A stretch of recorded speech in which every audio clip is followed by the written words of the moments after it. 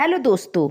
तो आज हम जानते हैं महर्षि वेद व्यास जी के बारे में। जी हाँ दोस्तों, वही महर्षि वेद व्यास जिन्होंने की महाभागवत गीता का निर्माण किया था और भागवत गीता के निर्माता महर्षि वेद व्यास थे। दोस्तों, महर्षि वेद व्यास ने गांधारी से प्रसन्न होकर, उसकी सेवा से प्रसन्न होकर उनको एक बहुत बड़ा आशीर्वाद दिया। महर्षि वेद व्यास ने गांधारी से कहा कि तुम 100 पुत्रों की माता बनोगी, ये मेरा तुम्हारे ऊपर आशीर्वाद है।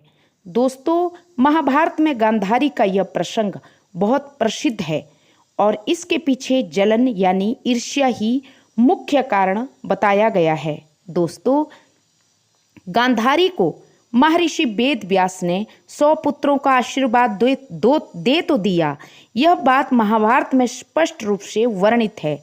गांधारी को कुंती से पहले गर्भ ठहरा हुआ था। बहुत समय तक, जब 10 महीने हो गए तब तक गर्भ नहीं हुआ। तब अचानक जंगल से एक खबर आती है दूत के माध्यम से कि कुंती ने एक पुत्र की प्राप्ति कर ली है। पांडु और कुंती को एक पुत्र प्राप्त हुआ है और उसका नाम उन्होंने युधिष्ठिर रखा है।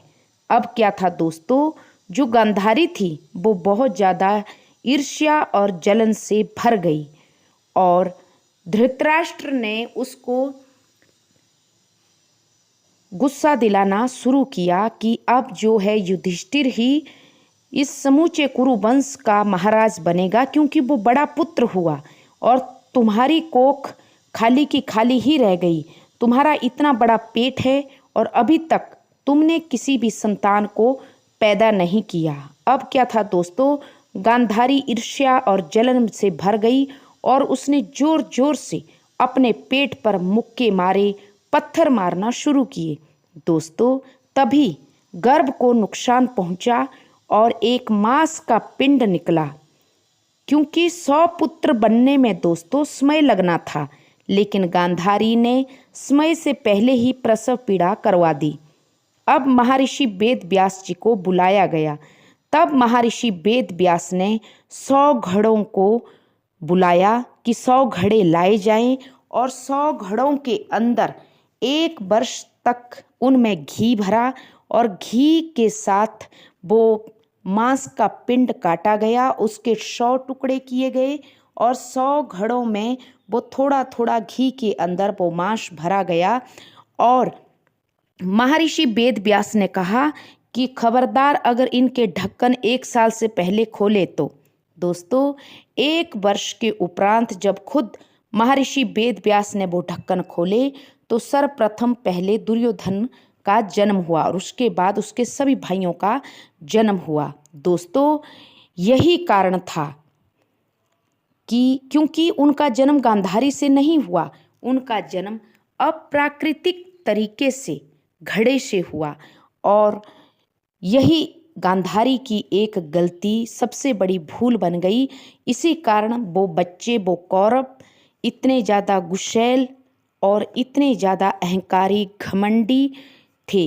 दोस्तों, गांधारी की एक गलती समूचे कुरुवंश पर भारी पड़ गई, लेकिन गांधारी को भी अपनी इस गलती का एहसास तो हुआ, लेकिन अब पछतावे के अलावा और क्या हो सकता था।